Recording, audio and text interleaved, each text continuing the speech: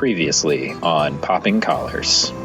Another plug for the 19th century. The Dickens universe happens every year, the first week of August, on the UC Santa Cruz campus, where 200 professors, grad students, high school teachers, elder hostel people, and the public who is interested come together and discuss a Dickens novel for an entire week and have tea and drinks and food in the cafeteria and parties.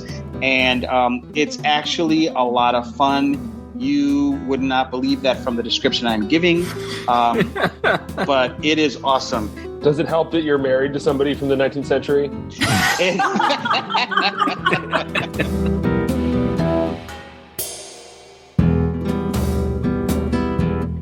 All right, perfect. Welcome to Poppin' Collars, the podcast that lives at the intersection of faith, religion, meaning, popular culture.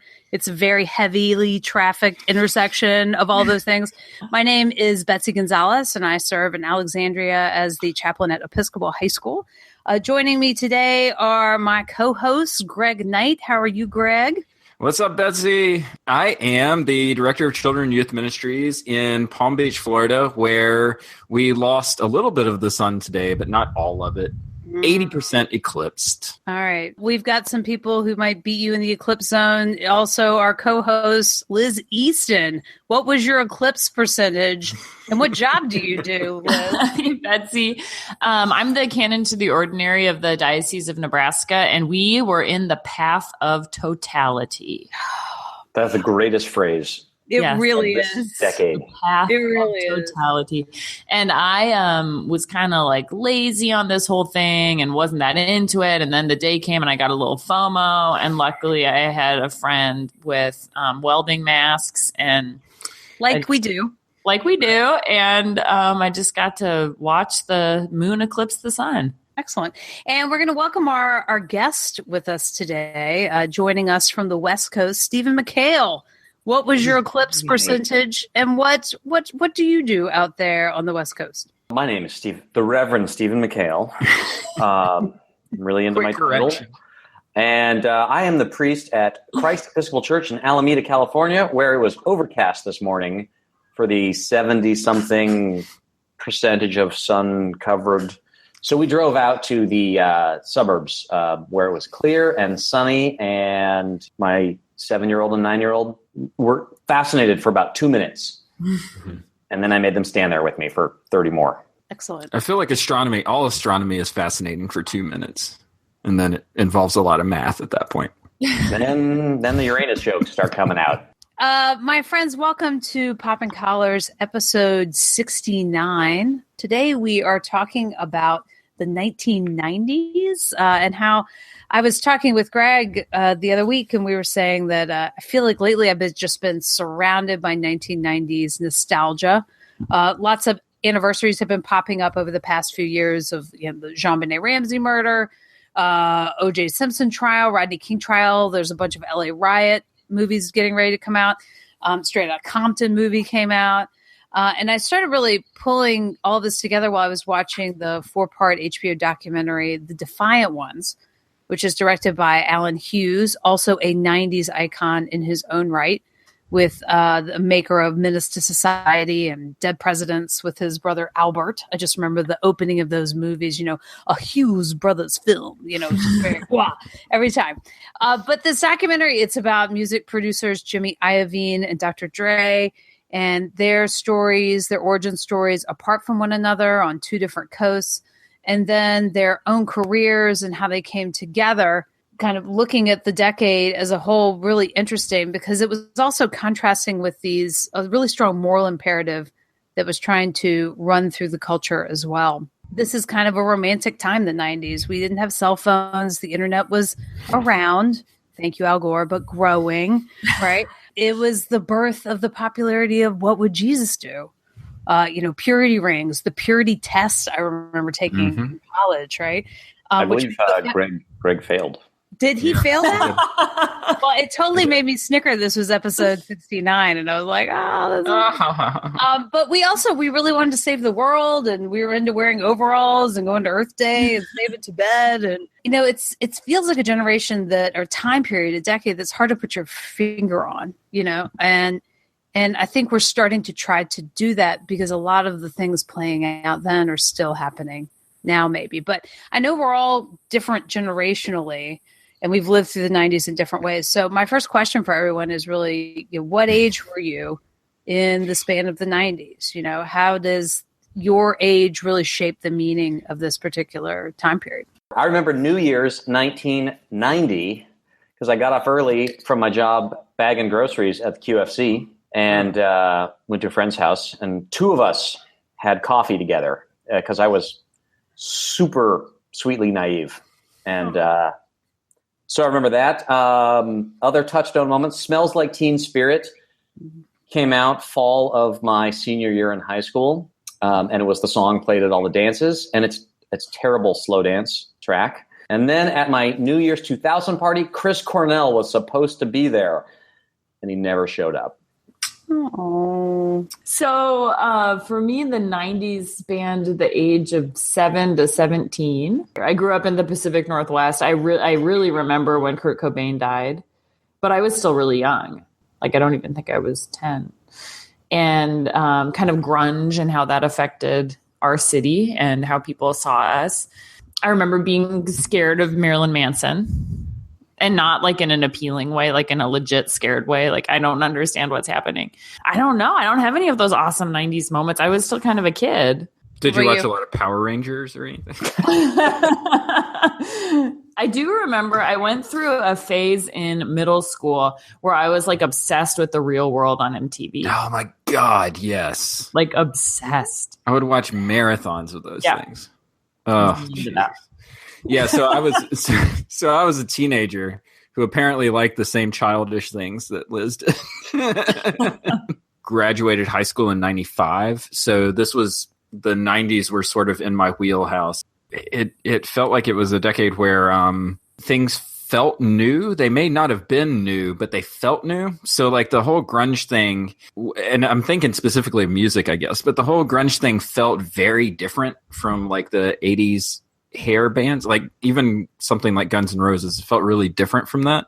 And the same thing with the rap scene, like the stuff that was coming out in the 90s. So like Tupac and Snoop Dogg and stuff like that was kind of what I listened to. The West Coast stuff was just so different from, anything that came out in the 80s that was more polished and more sort of disco based. It felt like almost like a punk rock kind of movement that was going through where like new things were being discovered. Oh, mine would have all of that cheese ball stuff in it too. Yeah, I was 15 to 25.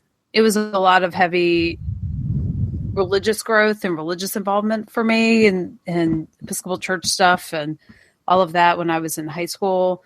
I couldn't get enough of camp. I couldn't get enough of my friends, but then I couldn't get enough of my Rolling Stone subscription, which I like now kind of like subscribing to my Spin magazine, my, the magazine covers that would cover my wall. And I think my feeling of the 1980s, when I think about 80s movies and kind of how I watch those and I'm like, the experiences of like these John Hughes kids seem so different and far away from me. Right.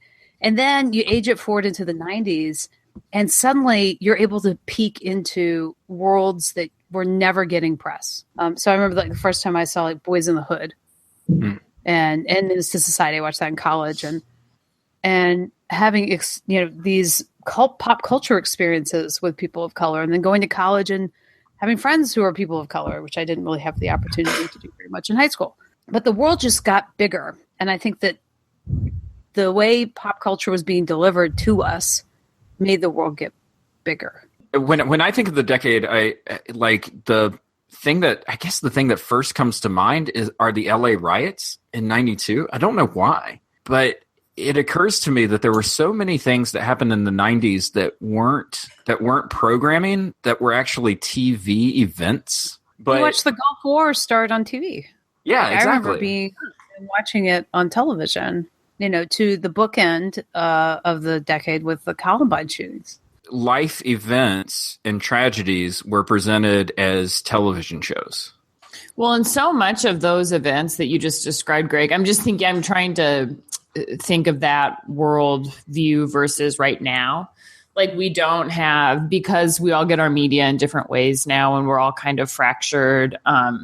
We don't have those single, like real-time events, but we still have those. We had one today that we all shared. That's right. Yeah, sure. We did at the eclipse. That's a good example. And I'm thinking of, on a darker note, Charlottesville a couple of weeks ago.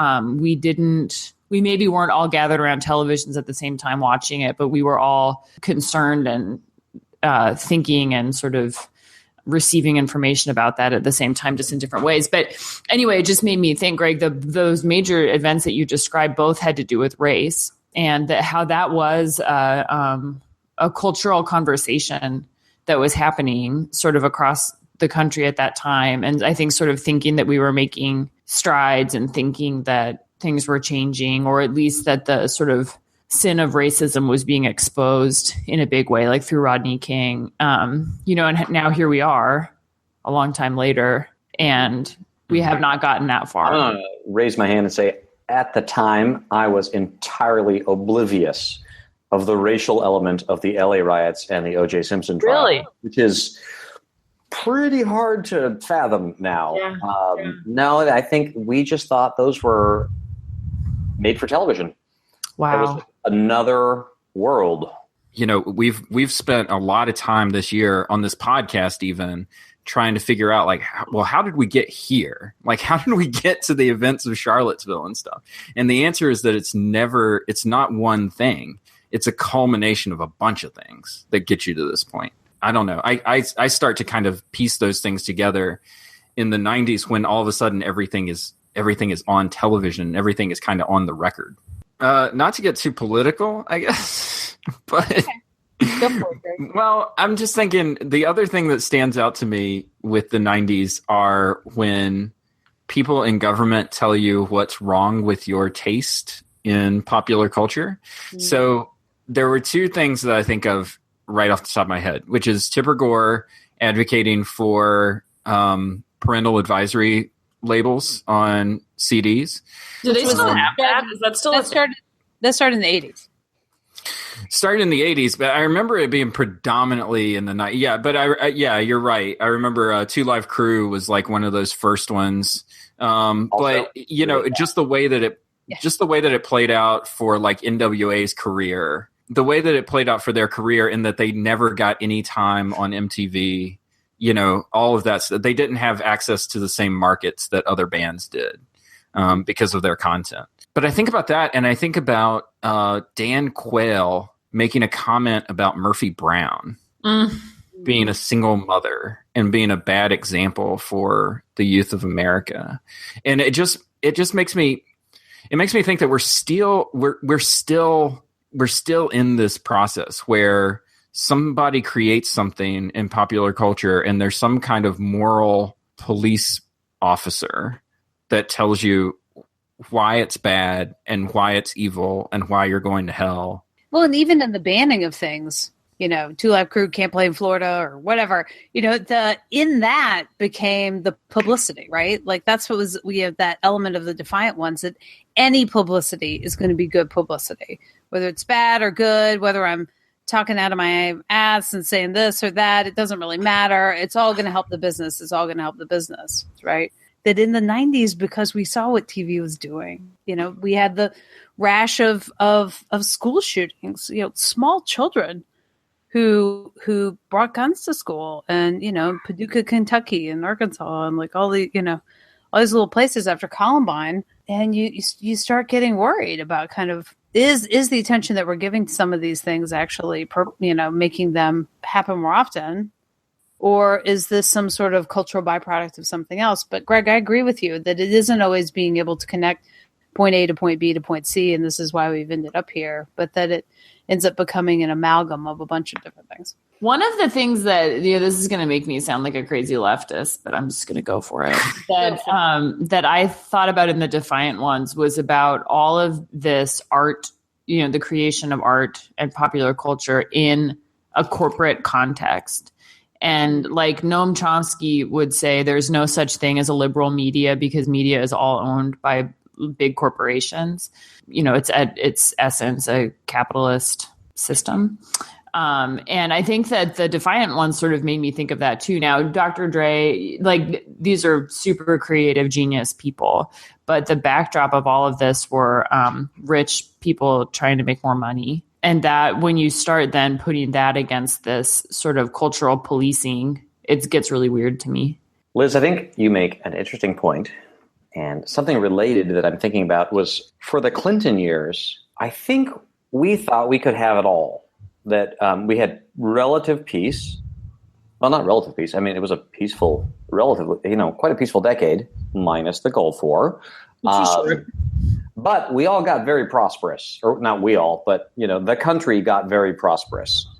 And it's almost like we were coasting or let our guard down or papered over racial and cultural divisions in the country while we were concerned about starting to build the internet and getting rich.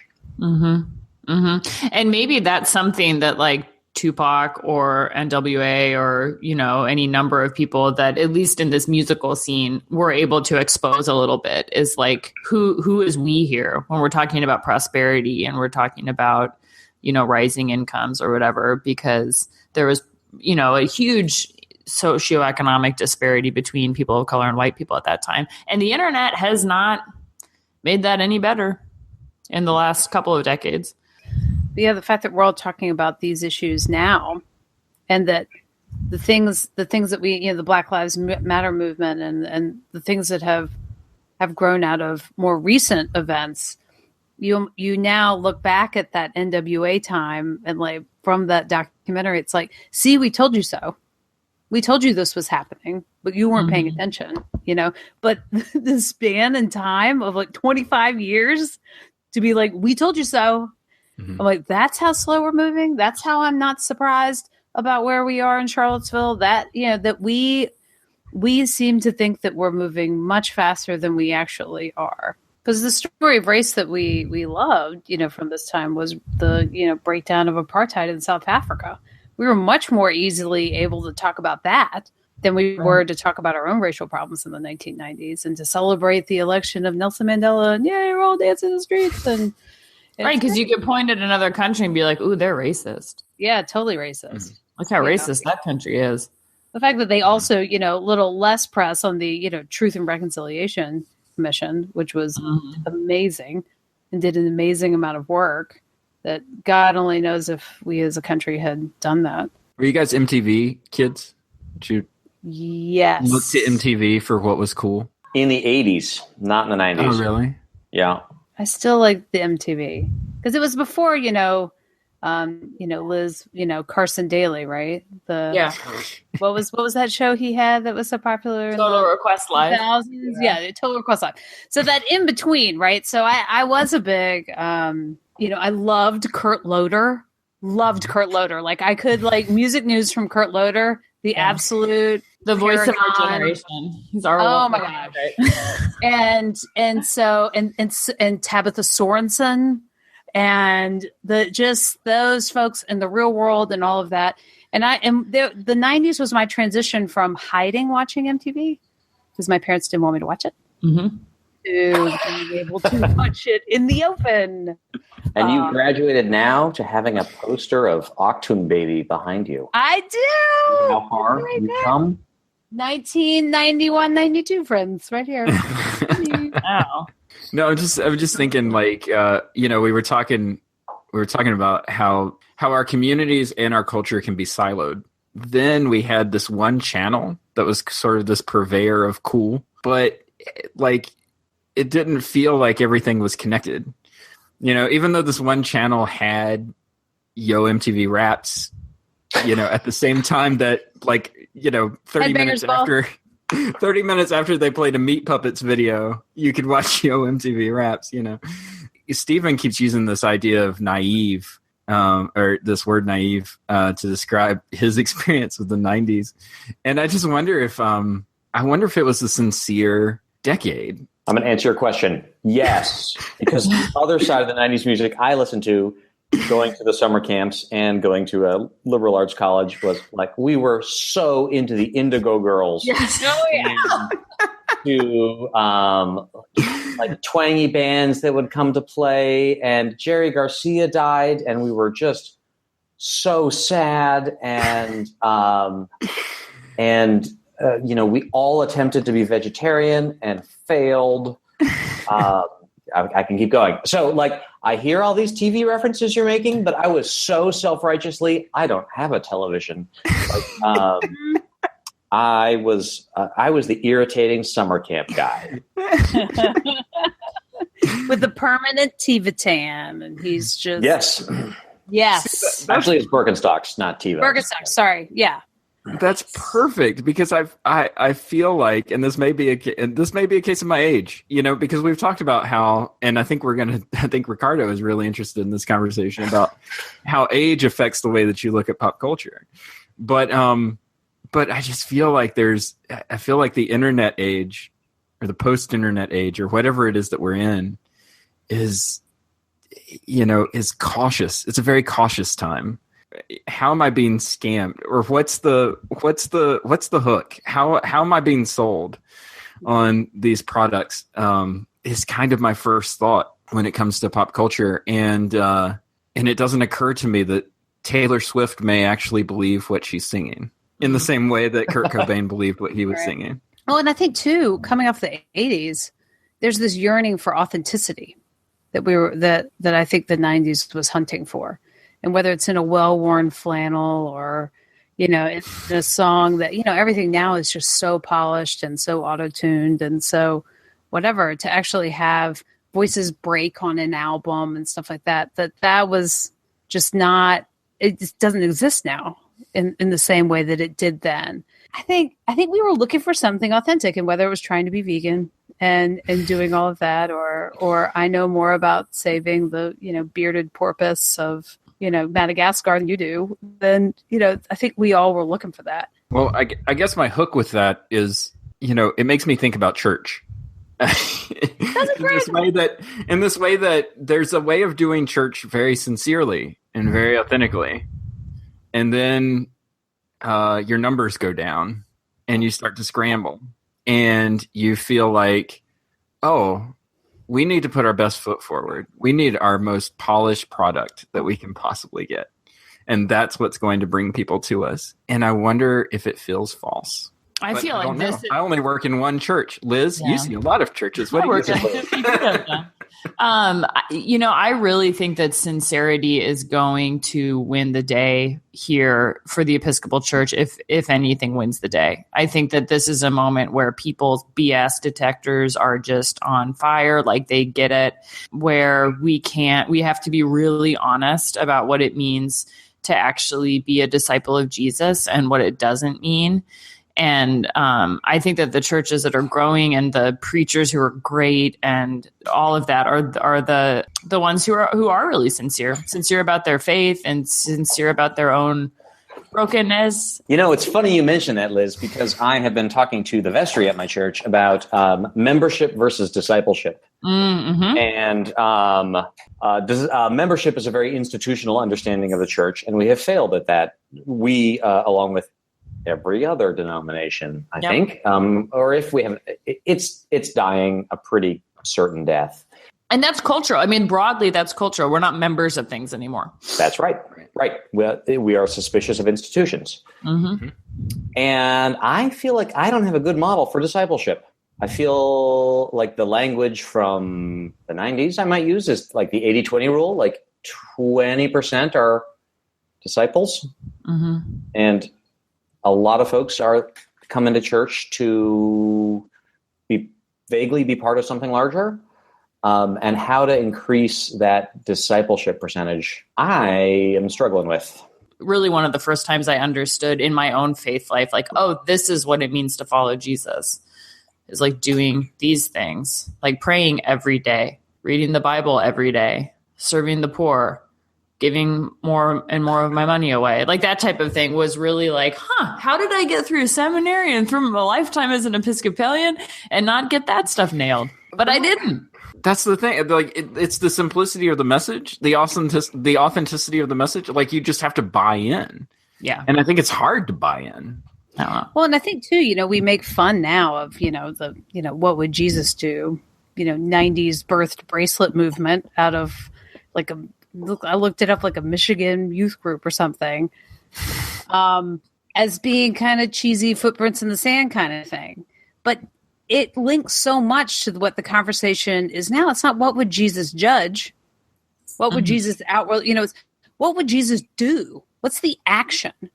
And the fact that in the face now of such moral imperatives of human justice and the need for courage of action and heart, what would Jesus do standing there? And being able to answer that question requires having a relationship with Jesus that I think is found in prayer and reading the Bible and giving your money away and serving the poor. I'm totally not saying I figured this out at all, but I just think it sounds like you're saying you figured it out. No, I am not good at it. I'm not consistently good at it, but I'm just saying that like if the Episcopal Church is going to make it, like let's start there.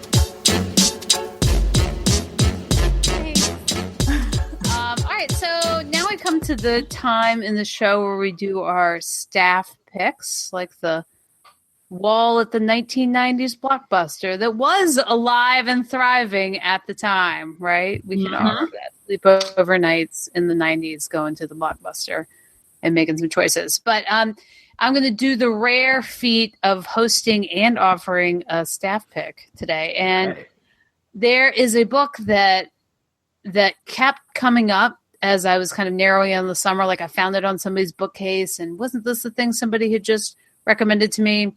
And so we go down and back up and back to the Adirondacks in the summer. We were driving this year. So I'm like, all right, strong audiobook contender. What's it going to be? And I chose Christopher Moore's Lamb, which is also known as the Gospel According to Biff, Jesus's childhood pal, and was so great in great actual 90s fashion. The audiobook person was Fisher Stevens, who did the audiobook. Look him up on IMDb now and you'll be like, oh yeah, that guy. But it tells the story of Christ through his friend Biff, who gets minor mentions in the Gospels according to Biff, but he's been resurrected to come and write the gospel of Jesus's childhood. So the missing time blocks from right before Jesus gets lost in Jerusalem through his journeys to go out and discover what it means to be the Messiah, and his learnings that happen between the age of 13 and the age of 30 when he comes back and begins his ministry. And it's an interesting take on the historical Jesus route to do this, and I loved the interweaving of different faith traditions of Buddhism and Shintoism and the makeup of Jesus in the way that we can draw. Not that all traditions are the same and we flatten them in that kind of way, but we do have these human narratives speaking to that go across culture and across tradition. In fact, a great introduction to, I think, Christology. The theology of the nature of Jesus. I'm a sucker for mom jokes, and it is filled with them. Yes. I've been given a couple of copies of this book, like at different times, and it's always recommended to me. I've just never read it. The way Christopher Moore researched this book, his extensive travels in Jerusalem and in Israel and in the area that he wanted to talk about to be able to do it all historical justice, I love that. And I love that he is knowledgeable of the ancient world. But there's my pick. Cool. Well, that was episode 69 of Poppin' Collars. Snicker, snicker. We want to thank you so much for listening. You can find Poppin' Collars wherever you get your podcast needs met. Wouldn't they have already found it if they're listening to that statement? They would, but maybe some friend sent this to them. Maybe they found it on our website, poppingcollarspodcast.com. And they maybe they found it on Stitcher or SoundCloud or iTunes. Or maybe they found it on the episcopalcafe.com. You know what? So they found it. Episcopal Cafe. Stephen, I think that you will too for all your Episcopal Church news needs. And we love that they feature us every time. Yeah. But, hopefully they would have already figured it out by now. I think you're right. So, but I just got to say thank you all. On this beautiful day of an eclipse of the sun. You all are the best. So thank you, Greg. Thank you, Liz. Thank you, Stephen, for joining us for Poppin' Collars. Betsy, would you take us out with a rendition of Total Eclipse of the Heart? Turn around. I'm sorry. Those colors popped. Pop, pop. Pop, pop.